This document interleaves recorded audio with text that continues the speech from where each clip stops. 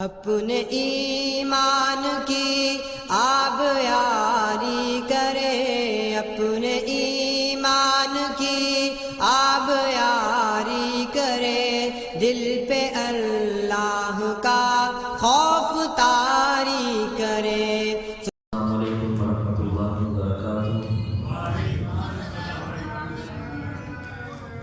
یا رب لک الحمد کما ينبغي لجلال وجهك وعظیم سلطانك، واشهد ان لا اله الا الله واشهد ان محمدا عبده ورسوله صلی اللہ علیہ وسلم، اما بعد فاعوذ بالله السميع العليم من الشیطان الرجیم، من همزه ونفخه ونفثه، بسم اللہ الرحمن الرحیم۔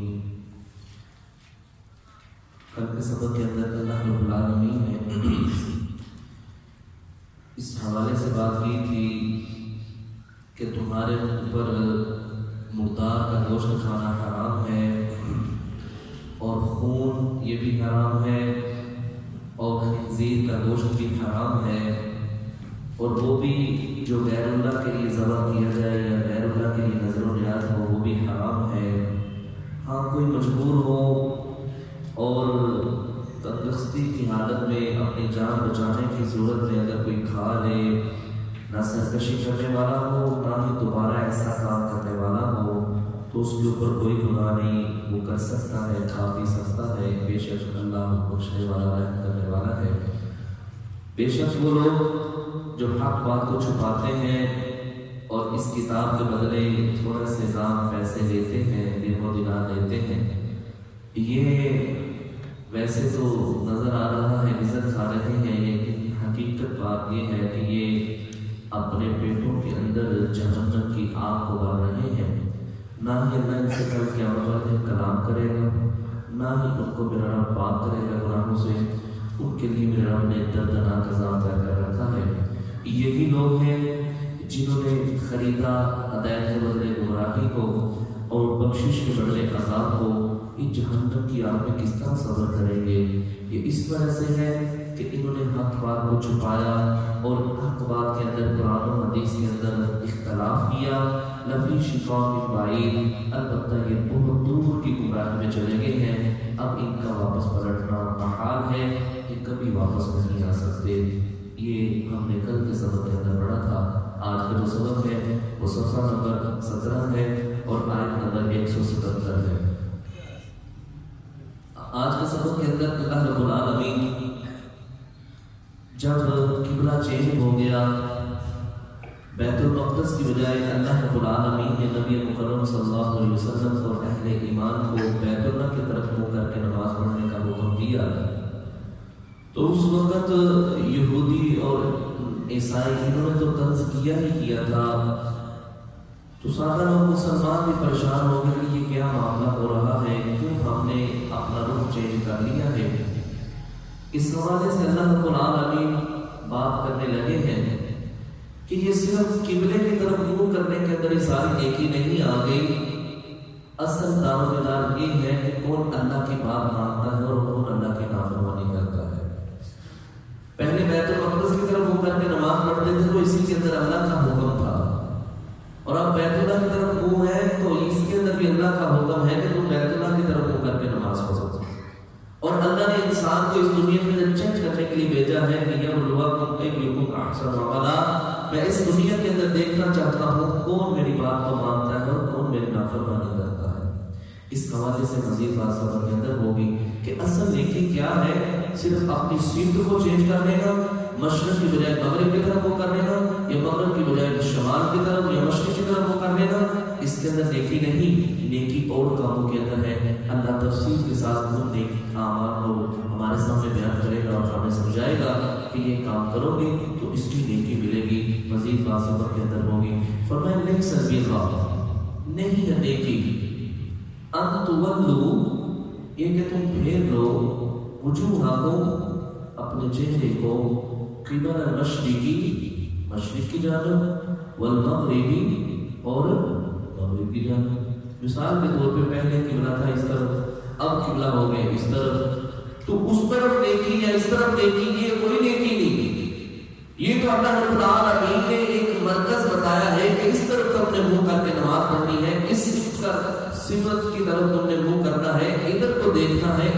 کیسے ہونا ہے، یہ اللہ رب العالمین نے ایک حال مقرر کی ہے، ایک تمہیں بتایا ہے طریقہ عبادت کرنے کا۔ اصل نیکی تو آگے ہے، اصل نیکی کیا ہے؟ فرمایا وَلَٰكِنَّ الْبِرَّ، لیکن نیکی یہ ہے من آمنا، جو کوئی ایمان لائے، باللہ، اللہ کے ساتھ، والیوم الآخر، اور آخرت کے دن کے ساتھ، والملائکۃ، اور فرشتوں کے ساتھ، والکتاب، اور کتابوں کے ساتھ، والنبیین، اور نبیوں کے ساتھ۔ یہ اصل نیکی ہے جس سے تم جان چھڑاتے ہو، نہ اللہ پر تم ایمان رکھتے ہو، نہ نبی مکرم صلی اللہ علیہ وسلم پر ایمان رکھتے ہو، نہ ہی اللہ کی کتابوں پر ایمان رکھتے ہو، نہ ہی تم سارے فرشتوں کے اوپر ایمان رکھتے ہو، بلکہ جبرائیل، میکائیل، ان کے درمیان تم فرق کرتے ہو، کتابوں کے اندر بھی فرق کرتے ہو کہ ہم قرآن کو مانیں گے، انجیل کو نہیں مانیں گے۔ انجیل کو ماننے والے کہتے ہیں ہم قرآن کو نہیں مانیں گے بلکہ انجیل کو مانیں گے، قرآن کا انکار کریں گے۔ لیکن اہل ایمان کا کیا نغمہ ہے؟ فرمایا لا نفرق بین احد منہم، ہم کسی ایک کے درمیان بھی فرق نہیں کرتے۔ جتنے اللہ نے نبی نازل کی ہیں ہم ان سب نبیوں پر ایمان رکھتے ہیں، جتنی اللہ نے کتابیں نازل کی ہیں سب کتابوں پر ایمان رکھتے ہیں۔ اللہ کے جتنے فرشتے ہیں ہم سارے فرشتوں کے اوپر ایمان رکھتے ہیں، جنت کے اوپر بھی ایمان رکھتے ہیں، جہنم کے اوپر بھی ایمان رکھتے ہیں، قیامت کے دن پر ایمان رکھتے ہیں، اچھی اور بری تقدیر کے اوپر بھی ایمان رکھتے ہیں۔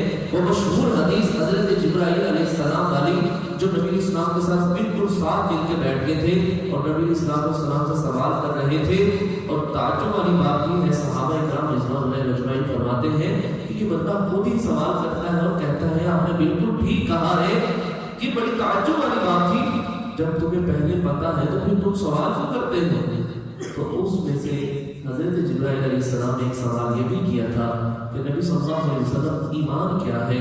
تو اس کے اندر نبی اسلام نے فرمایا تھا تم ایمان لے کے اللہ پر، اس کے نبیوں پر، اس کی کتابوں پر، اس کے رسولوں کے اوپر، یعنی جتنی کتابیں میرے رب نے نبیوں پر اتاری ہیں ان سب کے اوپر، اور قیامت کے دن پر جنت اور جہنم اور اچھی اور بری تقدیر کے اوپر ایمان لاؤ۔ یہ ایمان ہے، اور جو ان میں سے ایک چیز کی بھی کمی کرے گا اس کا ایمان مکمل نہیں ہوگا۔ تو یہ اللہ کے نبی صلی اللہ علیہ وسلم ان لوگوں کو بتلا دیجئے کہ نیکی صرف مشرق اور مغرب کی طرف منہ کرنے کے اندر نہیں، نیکی تو یہ ہے کہ تم اللہ پر، قیامت کے دن پر، فرشتوں پر، کتابوں پر اور نبیوں کے اوپر ایمان لے آؤ۔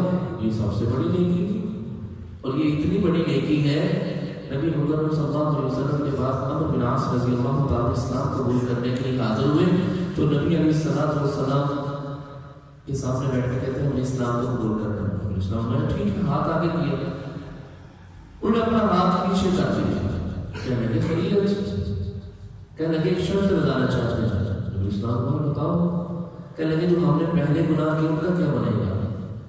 تو آپ صلی اللہ علیہ وسلم نے فرمایا 3 باتیں کی تھی، ان میں سے ایک بات کہ جو ایمان قبول کر لیتا ہے، اسلام میں داخل ہو جاتا ہے، اللہ اس کے پچھلے سارے گناہوں کو معاف فرما دیتا ہے۔ تو تم اللہ پر ایمان لے آؤ، یہ سب سے بڑی نیکی ہے، اللہ تمہارے گناہوں کو معاف کر دے گا، اس سے بڑا تمہیں اور کیا اجر چاہیں گے؟ تو یہ نیکی ہے، تم اللہ پر ایمان لاؤ۔ آگے فرمایا وَآتَ الْمَالَ، اور دو مال، عَلَىٰ حُبِّهِ، اس کی محبت کے باوجود۔ یہ انسان کو مال بڑا عزیز ہے، اپنی جان گوا سکتا ہے لیکن مال کو نہیں جانے دیتا۔ نبی مکرم صلی اللہ علیہ وسلم سے پوچھا کہ نبی صلی اللہ علیہ وسلم سب سے بہترین صدقہ کیا ہے؟ فرمایا اللہ نے تمہیں صحت بھی دی ہو اور مال بھی دیا ہو اور تیرے دل کے اندر مال کی بڑھنے کی محبت بھی ہو۔ فرمایا اس وقت جو تو صدقہ کرے گا اللہ کے ہاں یہ بڑا ہی قابل قبول ہوگا، بڑا ہی اجر کا باعث ہوگا، اس لیے کہ یہ تمہیں محبوب تھا اور تمہیں محبوب چیز اللہ کے راستے میں خرچ کی ہے۔ اور اللہ دوسرے مقام میں کہتا ہے لن تنالوا البر حتى تنفقوا مما تحبون، تم اس وقت تک نیکی کو پا ہی نہیں سکتے جب تک تم اللہ کے راستے میں وہ چیز نہ خرچ کرو جو تمہیں پسند نہ ہو، وہ چیز اللہ کے راستے میں خرچ کرو۔ حضرت ابو طلحہ رضی اللہ تعالیٰ نے جب اس آیت کو سنا تو فوراً نبی اسلام کے پاس آ گئے، فرمایا اللہ صلی اللہ علیہ وسلم میرے پاس باغ ہے، لیکن جو مسجد نبی کے پاس باغ ہے نا، اللہ صلی اللہ علیہ وسلم مجھے وہ باغ سارے باغوں میں سے مجھے وہ بہت پسند ہے، تو میں اللہ کے راستے میں خرچ کرنا چاہتا ہوں۔ تو نبی علیہ السلام نے فرمایا بہت خوب سودا کیا ہے ابو طلحہ، تو نے جیسے ہی اللہ کا قرآن نازل ہوا ہے تو نے فی الفور اس کے اوپر عمل کیا ہے۔ فرمایا تو ان کو اپنے عزیز و اقربا کے اندر خرچ کر دے۔ تو یہ بہت بڑی نیکی ہے۔ وَآتَ الْمَالَ عَلَىٰ حُبِّهِ، مال کی محبت حرص ہونے کے باوجود انسان اللہ کے راستے میں اس کو خرچ کرے، اللہ کے راستے میں دے، اللہ اس کے مال کے اندر مزید برکتیں عطا فرما دیتا ہے، اس کے کاروبار کے اندر خیر عطا فرما دیتا ہے۔ اور یہ بات یاد رکھیے کہ اللہ کے راستے میں 1 روپیہ دے گا، اللہ اس کو 700 گنا بڑھا کے واپس لوٹا کے دے گا انشاءاللہ۔ اور یہ انسان کی اپنی بات نہیں، یہ میرے رب کا قرآن اعلان کرتا ہے مَثَلُ الَّذِينَ يُنفِقُونَ أَمْوَالَهُمْ فِي سَبِيلِ اللَّهِ كَمَثَلِ حَبَّةٍ أَنبَتَتْ 7 سَنَابِلَ فِي كُلِّ سُنبُلَةٍ مِائَةُ حَبَّةٍ وَاللَّهُ يُضَاعِفُ لِمَن يَشَاءُ۔ اللہ فرماتے ہیں میرے راستے کے اندر خرچ کرنے کی مثال ایسے ہے کہ تم زمین کے اندر ایک دانہ بوتے ہو، اس سے 7 بالی نکلتی ہے اور ان بالیوں کے اوپر 7 سرسوں میں دانہ لگاتا ہوں۔ گویا دانہ تم نے 1 لگایا تھا، میں نے 700 تمہیں واپس لوٹا کے دیے ہیں۔ اسی طرح اگر میرے راستے میں 1 روپیہ خرچ کرو گے میں تمہیں 700 سے بڑھا کے تمہیں واپس لوٹا دوں۔ اور میرے بھائیوں، وَمَنْ أَصْدَقُ مِنَ اللَّهِ حَدِيثًا، اللہ کی بات سے بڑھ کے کس کی بات سچی ہو سکتی ہے؟ حقیقت بات ہے جو اللہ کے راستے میں کھلے ہاتھ خرچ کرتے ہیں نا، اللہ کبھی کبھی نہیں آنے دے گا انشاءاللہ۔ اور یہ بات یاد رکھیے، آخری بات کرتے آگے چلتے ہیں۔ نبی علیہ السلام نے فرمایا جب بھی ابن آدم صبح کرتا ہے نا، 2 فرشتے آسمان سے نیچے دونوں زمین پہ آتے ہیں اور دونوں آ کے دعا کرتے ہیں۔ پہلا کہتا ہے میں دعا کرتا ہوں، دوسرا کہتا ہے پھر میں کروں گا۔ پہلا دعا کرتا ہے اے اللہ جس کو تو نے مال دیا ہے، اللہ تیرے راستے میں خرچ کرتا ہے، اللہ اس کے مال کے اندر برکتیں عطا فرما۔ دوسرا فرشتہ آمین کہتا ہے۔ اب دوسرا دعا کرتا ہے، کہتا ہے اللہ جس کو تو نے مال دیا ہے لیکن تیرے راستے میں خرچ نہیں کرتا، اس کے اوپر سانپ رکھ کے بیٹھا ہوا ہے، تو اے اللہ اس کے مال کو تباہ و برباد کر دے۔ نبی مکرم صلی اللہ علیہ وسلم نے فرمایا اللہ دونوں فرشتوں کی دعا قبول کرتا ہے، جو اللہ کے راستے میں خرچ کرتا ہے اللہ اس کے مال میں برکتیں دیتا ہے، اور جو اللہ کے راستے میں خرچ نہیں کرتا اللہ اس کے مال کے اندر کمی پیدا کر دیتا ہے۔ اور اب ہم نے دیکھنا ہے، اس لیے نبی اسلام نے حضرت اسماء بنت ابی بکر کو کہا تھا اے اسماء اگر گن گن کے دے گی تو اللہ بھی گن گن کے دے گا، اگر کھلے ہاتھ خرچ کرے گی تو اللہ بھی تیرے اوپر خزانوں کے دروازے کھول دے گا، اور جس کے لیے میرا رب دروازے کھول دے اس کے لیے کوئی بند کرنے والا نہیں ہے۔ تو اس لیے ہمیں روزانہ چاہیے، روزانہ جتنی حیثیت ہے اتنا اللہ کے راستے میں ضرور صدقہ کیجیے، انشاءاللہ اس کے اندر کئی فوائد ہیں۔ پہلا فائدہ یہ ہے کہ اللہ ہمارے مال کی حفاظت کرے گا، دوسرا فائدہ یہ ہے اللہ اس مال کے اندر برکتیں عطا فرمائے گا، وہ مال کبھی ضائع نہیں ہوگا، اس کے اندر کبھی حادثاتی معاملات نہیں بنیں گے۔ اللہ سے دعا ہے اور قرآن ہم سب کو اللہ کے راستے میں خرچ کرنے کی توفیق عطا فرمائے۔ اور آخری گزارش، نبی اسلام نے قسم اٹھا کے کہا ہے مَا نَقَصَتْ صَدَقَةٌ مِّن مَالٍ، جس مال میں سے اللہ کے راستے میں صدقہ کیا جاتا ہے میں محمد صلی اللہ علیہ وسلم قسم اٹھا کے کہتا ہوں اس کے مال کے اندر کبھی کبھی نہیں آئے گی، کبھی کبھی نہیں، اور یہ حقیقت بات ہے کبھی کبھی نہیں۔ فرمایا وَآتَ الْمَالَ، اور دو مال عَلَىٰ حُبِّهِ، اس کی محبت کے باوجود، ذوی القربیٰ، قریبی رشتہ داروں، قریبی رشتہ داروں کے اندر سب سے پہلا حق والدین کا ہے، ان سے بڑھ کے عزیز کوئی بھی نہیں ہے۔ نبی اسلام سے پوچھا کہ اللہ کے رسول سب سے بڑی نیکی کیا ہے؟ فرمایا 5 وقت کی نماز ادا کرنا، اس کو وقت کے اوپر ادا کرنا۔ فرمایا ثم، اس کے بعد فرمایا بر الوالدین، والدین کے ساتھ نیکی کرنا۔ پھر فرمایا کون سا عمل ہے؟ فرمایا جہاد فی سبیل اللہ، اللہ کے راستے میں جہاد کرنا، کہ اللہ کو بڑا ہی مقبول ترین اعمال میں سے ایک عمل ہے۔ تو اس لیے عزیز و اقربا کے اندر خرچ کرنا، نبی اسلام نے فرمایا یتیم مسکین غریب کو خرچ دینا، اس کے ساتھ صدقے کا ثواب ملتا ہے صرف ایک، اور جو اللہ کے راستے میں دینا تو ہے اس نے، اگر وہ اپنے قریبیوں کے اوپر خرچ کرتا ہے اس کو دوہرا اجر ملے گا، ایک صدقہ کرنے کا اور دوسرا صلہ رحمی کرنے کا۔ تو فرمایا پہلے نمبر پہ ذوی القربیٰ، قریبی رشتہ داروں کے اندر خرچ کرو، والیتامی اور یتیموں کے اوپر خرچ کرو. اور یہ یتیمی اس وقت ہے جب تک انسان بلوغت کو نہیں پہنچ جاتا. جیسے بچہ ہے یا بچی ہے بلوغت کو پہنچ جائے یتیمی کا حکم ختم ہو جاتا ہے، وہ ابھی یتیم نہیں رہا. لیکن اگر پھر بھی کوئی خرچ کرتا ہے تو نبی اسلام نے یتیم کے اوپر خرچ کرنے والا، اس کی کفالت کرنے والا، جس طرح یہ دو انگلی اکٹھی ہیں کل قیامت والے دن میرے ساتھ اس طرح جنت میں اکٹھا ہوگا. تو یہ بہت بڑے اجر کا باعث ہے کہ ہم کسی یتیم کے ساتھ بھی ہاتھ رکھیں. وَيُطْعِمُونَ الطَّعَامَ عَلَىٰ حُبِّهِ مِسْكِينًا وَيَتِيمًا وَأَسِيرًا إِنَّمَا نُطْعِمُكُمْ لِوَجْهِ اللَّهِ لَا نُرِيدُ مِنكُمْ جَزَاءً وَلَا شُكُورًا. کھانا کھلاتے ہیں مسکینوں کو، یتیموں کو، اسیروں کو، قیدیوں کو، اور یہ صرف اللہ کی رضا کے لیے کھلاتے ہیں. کسی سے کوئی بھی اس کا بدلہ لینے کی ان کے دل کے اندر خواہش نہیں ہوتی، وہ صرف اللہ سے اجر لینا چاہتے ہیں. فرمایا والمساکین، اور مسکینوں کے اوپر خرچ کرنا. مسکین نبی اسلام نے فرمایا بیوہ اور مسکین کے اوپر خرچ کرنے والا اس کو اتنا اجر ملتا ہے جس طرح وہ اللہ کے راستے میں جہاد کرتا ہے. یا فرمایا اس کا اجر اس طرح ہے جس طرح دن کو روزہ رکھے بندہ اور رات کو نفل نماز پڑھے. جتنا نفل پڑھنے والے نمازی کو اور دن کے وقت روزہ رکھنے والے کو ثواب ملتا ہے، اتنا بیوہ اور مساکین کے اوپر خرچ کرنے والے کو اتنا ثواب ملتا ہے. تو مسکین کون ہے؟ مسکین وہ ہے کہ جس کے پاس روزگار تو ہے، معاملات تو ہے، محنت مزدوری کرتا ہے، لیکن اس بیچارے کی پوری نہیں پڑتی. اس کے پاس اتنے وسائل نہیں کہ اپنے گھر کا خرچہ چلا سکے. اور یہ مسکین نہ تو ہاتھ پھیلا کے مانگتا ہے، نہ ہی کسی کے سامنے سوال کرتا ہے. یہ ایسے سفید پوش لوگ ہوتے ہیں. نبی اسلام نے فرمایا مسکین وہی وہ کسی سے سوال نہیں کرتا تو 2 کھجوریں دے دو یا تھوڑا سا اس کو کھانا دے دو. مسکین تو بیچارہ اپنے آپ کو مانگنے سے روکتا ہے. اس لیے مسکین کوئی بھی انسان ہو بھائی اس کے اوپر خرچ کرنے کی بڑی ہی فضیلت ہے. وہ چاہے اپنا کاریگر ہو، اپنے محلے دار ہو، کوئی بھی محنت مزدوری کرنے والا نوجوان ہو، محنت کرتا ہے لیکن بیچارے کی پوری نہیں پڑتی. 10,000 تنخواہ ہے، 20,000 گھر کا خرچہ ہے، اسی طرح 20,000 تنخواہ ہے، 30,000 سال کا خرچہ ہے. تو یہ مسکین ہے، اس کے اوپر ہم خرچ کر سکتے ہیں، اس کے اندر بھی کوئی حرج والی بات نہیں ہے.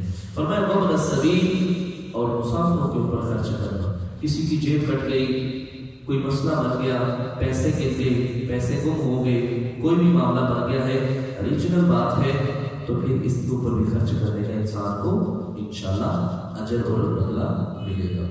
فرمایا والسائلین، اور سوال کرنے والوں کے لیے. یہ سوال کرنے والے یہ جس طرح آج مانگنے والے ہیں، اس سے دوسرا معنی یہ بھی ہے جو زکوٰۃ اکٹھی کرنے والے ہیں مساکین کے لیے، مدارس کے لیے، یہ بھی اس کے اندر شامل ہے.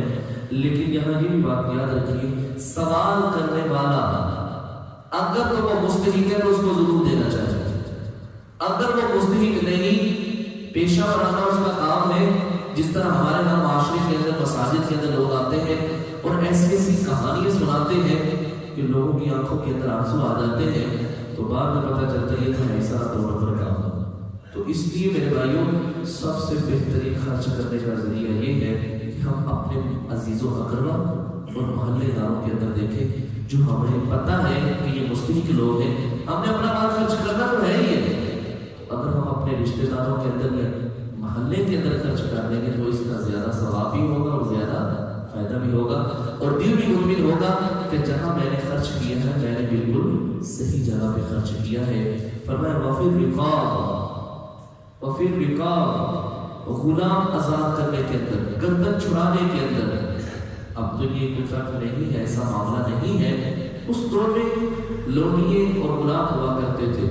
نبی اسلام نے اس کی اتنی فضیلت فرمائی ہے بھائیوں، جس طرح حضرت بلال رضی اللہ تعالیٰ عنہ حضرت ابوبکر صدیق رضی اللہ تعالیٰ نے پیسے دے کے آزاد کروایا تھا، یہ بھی اسی طرح کی بات ہے. فرمایا جو کسی غلام کو آزاد کرتا ہے اس کے جسم کے ایک ایک حصے کے بدلے اللہ رب العالمین اس انسان کو جہنم کی آگ سے آزاد کر دیتا ہے. سبحان اللہ. سر کے بدلے سر، ہاتھ کے بدلے ہاتھ، پورا جسم اس نے آزاد کروایا، پورا جسم میرا رب اس کو جہنم کی آگ سے آزاد کر دے گا. تو یہ بھی بڑی فضیلت والی بات ہے. فرمایا وَأَقَامَ الصَّلَاةَ، نیکی نماز ادا کرنے کے اندر ہے، نماز ادا کرنی ہے۔ نماز کا کل قیامت والے دن سب سے پہلے سوال ہوگا، اللہ ہمیں 5 وقت کا پکا سچا نمازی بنا دے۔ کہ صرف ایک نماز یا 5 نمازوں سے 3 پڑھ لے گی یا باقاعدگی کے ساتھ 2 ادا کر لے گی، یہ کوئی نماز کی پابندی نہیں ہے۔ میرے بھائیوں، ابھی اللہ نے ہمیں صحت دے رکھی ہے، الحمدللہ۔ ہمیں اس صحت سے فائدہ اٹھاتے ہوئے ہمیں 5 وقت باجماعت ادا کرنی چاہیے۔ نبی علیہ السلام نے فرمایا، ایک حدیث سن لیجیے، ایمان تازہ ہوگا۔ ایک بندہ تندرستی کی عالم میں صحت سالم تھا، تو وہ بیمار ہو گیا یا مسافر ہو گیا، تو نبی علیہ السلام نے فرمایا، فرشتہ اللہ کے پاس جاتا ہے، اللہ کو کہتا ہے، اللہ یہ بندہ جب صحیح تھا نا یا مقیم تھا تو اس وقت کے 5 نمازیں باجماعت ادا کرتا تھا، روزہ بھی رکھتا تھا، ذکر و اذکار بھی کرتا تھا، قرآن پاک کی تلاوت بھی کرتا تھا، اب یہ بیمار ہو گیا ہے، اللہ اس کا اجر کتنا لکھنا ہے، یا یہ مسافر ہے، اللہ یہ اتنی محنت کوشش نہیں کر سکتا۔ تو نبی صلی اللہ علیہ وسلم فرماتے ہیں، اللہ رب العالمین کہتے ہیں فرشتے کو کہ جتنا یہ عمل صحت کے عالم میں کیا کرتا تھا، صحت کی حالت میں کرتا تھا، اتنا ہی اجر اس کی بیماری کی حالت میں لکھتے جائیں۔ اللہ، نمازیں اتنی نہیں پڑھتا، نوافل اتنے نہیں پڑھتا، تہجد بھی نہیں پڑھتا، لیکن ثواب کا جو ہو رہا ہے، تو ابھی اللہ نے الحمدللہ ہمیں صحت دے رکھی ہے، زندگی دے رکھی ہے، تو اللہ ہمیں اس معاملے سے یعنی اس صحت سے زیادہ فائدہ اٹھانے کی توفیق عطا فرمائے۔ فرمائے وَأَقَامَ الصَّلَاةَ، اور نماز قائم کرنا، وَآتَ الزَّکَاةَ، اور زکوٰۃ ادا کرنا، وَالْمُوفُونَ، اور پورا کرنا، بِعَهْدِهِمْ، وعدوں کو، اِذَا عَاهَدُوا، جب تم وعدہ کرو۔ یہ وعدہ نبھانا چاہیے، وعدہ پورا کرنا چاہیے، کیونکہ نبی صلی اللہ علیہ وسلم کا فرمان ہے، کل قیامت کا دن ہوگا، اس انسان کے لیے ایک جھنڈا لگایا جائے گا اور سارے لوگوں کو دکھایا جائے گا، یہ غدار تھا، یہ وعدہ خلافی کرنے والا تھا، سارے لوگ اس کی طرف متوجہ ہوں گے۔ اور یہ منافق کی ایک علامت ہے، جب وعدہ کرتا ہے اور وعدے کی خلاف ورزی کرتا ہے۔ اس لیے بات اتنی کریں جس کے اوپر آپ پورے اتر سکتے ہیں، اگر نہیں اتر سکتے تو وعدے کو بڑھا لیں، ٹائم کو زیادہ لے لیں، لیکن وَكَانَ عَهْدُ اللَّهِ مَسْئُولًا، کل قیامت کا دن اللہ ہم سے سب باتوں کے متعلق سوال کرے گا اور ہمیں ان سوالوں کے جواب دینے پڑیں گے۔ فرمایا وَالْمُوفُونَ، اور وہ پورا کرتے ہیں بِعَهْدِهِمْ، اپنے وعدوں کو، اِذَا عَاهَدُوا، جب وہ عہد کرتے ہیں۔ نیکی یہ ہے، فرمایا وَالصَّابِرِينَ، اور وہ صبر کرتے ہیں، اس کے اندر بھی نیکی ہے، فِي الْبَأْسَاءِ، 3 مقامات پر وہ صبر کرتے ہیں۔ پہلی بات فی البأساء، تنگی کے اندر کوئی مسئلہ بن گیا، رزق کے اندر کمی آ گئی، کوئی آزمائش آ گئی، کوئی تنگی ہو گئی، اس کے اندر صبر کرتے ہیں۔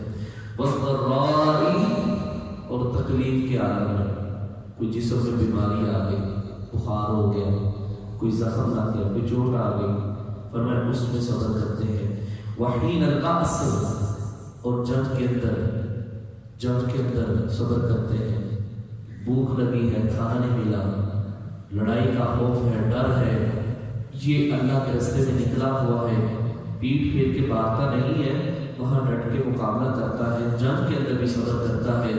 فرمایا جس انسان کے اندر یہ ساری صفات ہیں، اللہ پر ایمان رکھتا ہے، اپنا مال خرچ کرتا ہے، غریبوں کو کھلاتا ہے، مساکین کو کھلاتا ہے، اور اسی طرح نمازیں قائم کرتا ہے، زکوٰۃ دیتا ہے، وعدوں کو پورا کرتا ہے اور صبر کرتا ہے، اولئک الذین صدقوا، یہ لوگ سچے ہیں جو کہتے ہیں کہ ہم اسلام کو قبول کیا ہے، ایمان کو قبول کیا ہے، یہ اپنی بات میں بھی اور اپنے عمل میں بھی سچے ہیں۔